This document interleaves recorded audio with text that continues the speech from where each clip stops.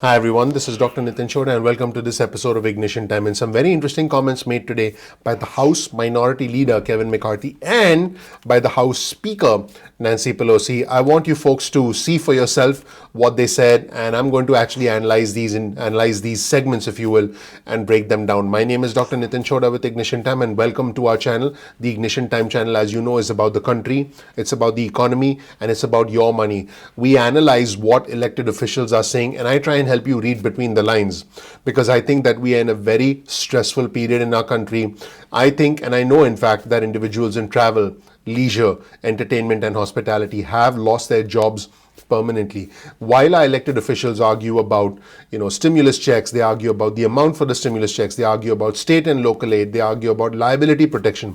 For us, it's something as simple as paying rent, putting food on the table, keeping the lights on. And that is something that at times our elected officials don't understand, because I believe there's a disconnect with the reality, the suffering, the plight of the average American. And I have covered this in previous videos. In fact, yesterday I did a video where I highlighted Senator Dick Durbin from Illinois, essentially pleading with the Senate Majority Leader Mitch McConnell to accept the bipartisan stimulus deal, which also, by the way, I just want to be clear, does not include stimulus checks. But the deal from the U.S. Secretary Steve Mnuchin, which is a $916 billion deal, includes $600 stimulus checks in place of the $300 a week unemployment. Just incredible where we are. I don't believe why the most desperate amongst us should be essentially nickel and dimed, while $1.4 trillion, yes, $1.4 trillion is going to be set aside to fund the government in the omnibus package that is expected next week. Let's take a look at what the House Minority Leader Kevin McCarthy said. He continued to emphasize that the sticking point is liability protection, but he did say that next week is the week we get it done in a recent interview. Let's roll the tape and see what Kevin McCarthy had to say. Just thinking about what you and your colleagues are trying to accomplish here, the backdrop of COVID is a given. We understand that. But then I look at everything else swirling around in terms of all this in a lame duck session in a contested election with the Georgia, Senate, the overall Senate up for grabs. It's always daunting. And then you've got all these players. I don't even know who to listen to anymore. Mnuchin, Pelosi, the president, you, Mitch McConnell. I mean, I've never seen sausage made, but I hear it's pretty disgusting. It can't be as bad as this, I don't think. No, but just listen to me, so I'll give you the right answer. All right, give it to me straight. Remember, we have done 4 COVID bills before, so I think I have a pretty good feeling when we can get one done and when we can't. Not to play any partisan politics, but even Nancy Pelosi finally admitted the reason why she held up the last piece of legislation was because of the election. She wanted to change the person in the office, that we had an election now. So what she's able to do, and she admitted in her press conference the other day, she's willing to move forward. The compromise that we put forth just a day ago is really a very good compromise, and this is where the sticking point lies. The Democrats do not want to provide liability protection. There's more than 1,000 suits out there. Here we have more than 100,000 restaurants already closed for good. These small businesses are barely hanging on. They cannot get sued into the future.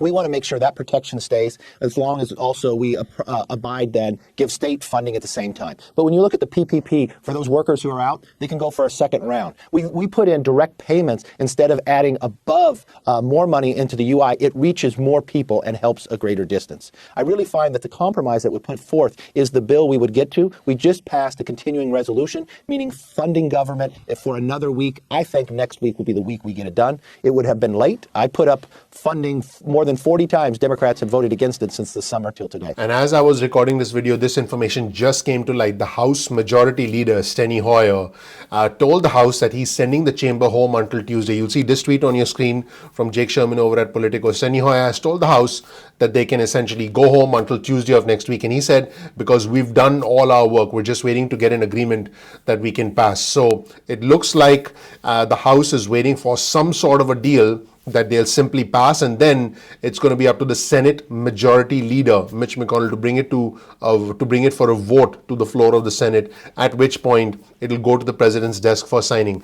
As I record this video at this moment in time, there does not seem to be a consensus on where things stand, because the Democrats won the bipartisan Senate deal, the $908 billion package, and the White House essentially proposed something that was higher but took away something that was very significant for millions of our fellow Americans, 20 million fellow Americans, and clearly significant for the Democrats, because the Democrats rejected that And the Democrats also rejected the bare bones offer, if you want to call it, from the Senate Majority Leader Mitch McConnell. Let's get back to the House Minority Leader Kevin McCarthy and let's see what he said in the next segment. In the next segment, he said, let's not blame anybody. By the way, he says let's not blame anybody while taking shots at House Speaker Pelosi. So there you have, politics at its finest. He said, let's not blame anybody. Let's simply do the job, put people before politics. Let's see what the House Minority Leader Kevin McCarthy had to say in this next segment. Let's roll the tape. Do you know for sure whether the horse trading that you're doing with liability and the stimulus checks and everything and the state and local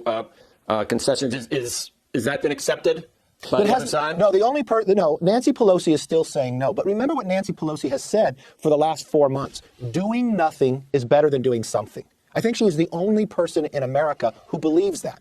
I have had numerous Democrats on the other side of the aisle who said, I'm willing to vote for it. Let's move forward. The country needs the assistance. We have the ability to do it. And I believe this is the compromise. If people would sit down and look at the document that does the greatest amount of help and can pass both houses and signed by the president. Well, the default pushback on that is that the Democrats actually passed the bill. And if that were true, then if the Republicans really wanted to do it, that's I hear that every time. It's almost like 41 times. Your opponents don't even have to think about it. They just come out with that and then immediately blame Republicans. So let's tired of both sides. Yeah, let's not blame anybody. Let's simply do the job. Do you realize there's more than $100 billion sitting there for states that's already appropriated? More than $100 billion sitting there for small business to pay their workers, and it's just been sitting there for the last 3 months? More than 40 times we've gone to the floor to try to release that.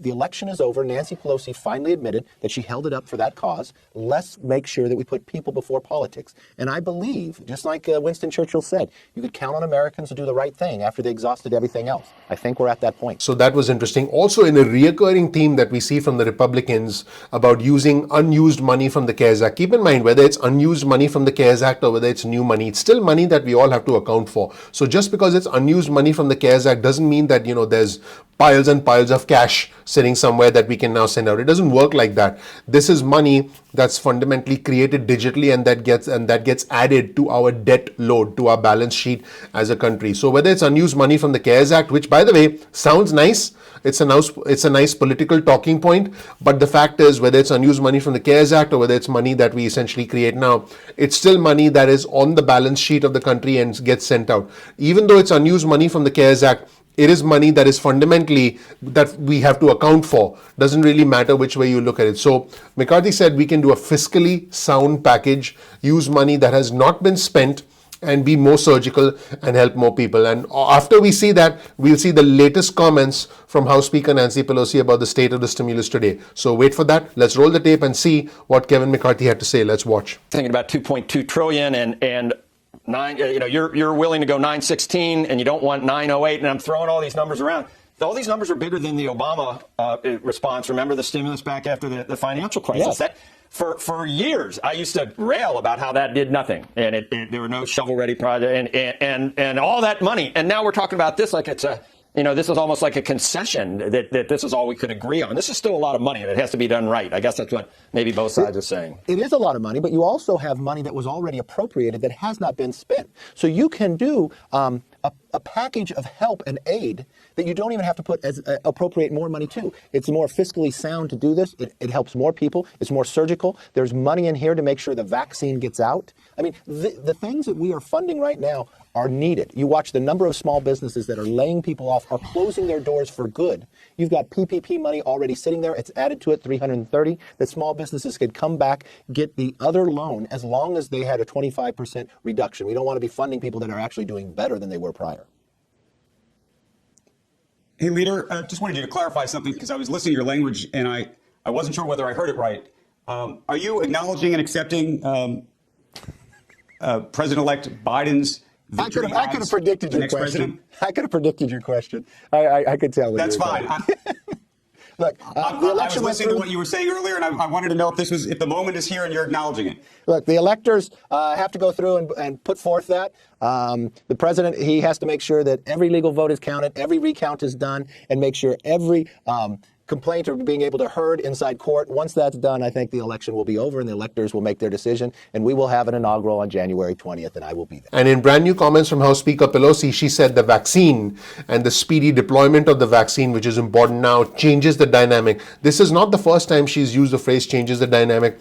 I remember Speaker Pelosi using that phrase when President Trump had to go to the hospital after he was diagnosed with COVID. So it's interesting that Speaker Pelosi uses the same phrase, changes the dynamic. And she said this bipartisan bill is a first step, but much more needs to be done. Let's roll the tape and see what she had to say. To that end, I have great respect for the bipartisan group of folks, mostly senators, but some of our folks just got hammered from the House, who are engaged in conversations about this bill. It is a smaller bill than we think is needed for our country, but in light of a completely changed dynamic, in less than 1,000 hours, Joe Biden will be inaugurated President of the United States. And we have a vaccine, which hopefully will be approved by the committee today to go forward. That change in dynamic enables our president to say this is a first step, but that much more needs to be done. So while this has our values, which some of the other bills did not, it has a shorter time frame, but in light of a new president, gives us time to inaugurate a president, have discussions about how we truly meet the needs of the American people. We should all be so saddened by the fact of these loss of lives and these families across America approaching the holidays with this sadness in their hearts, and we have to make sure they know that we carry them in our hearts, in our prayers, in our thoughts, and that hopefully whatever we do can prevent the rate of these more deaths from occurring. More deaths pretty soon, sad to say, that lost their lives in World War II. That's it, everybody. Latest comments from the House Minority Leader Kevin McCarthy, who's a key Republican, along with the Senate Majority Leader Mitch McConnell, who has been quite cryptic in his comments. He hasn't really said much, and he's kind of let others do the talking. So those are the key Republicans and the key Democrat, House Speaker Nancy Pelosi, what they said as recently yesterday. Let me know what you think in the comment section below. You'll find a link to all of our resources in the description section below. So there you have it, everybody. You heard comments from the House Minority Leader Kevin McCarthy and the House Speaker Nancy Pelosi, and you can see clearly that they're at odds. Nothing could be more at odds than this recent announcement that just emerged as we were wrapping up this video. You'll see this article on your screen.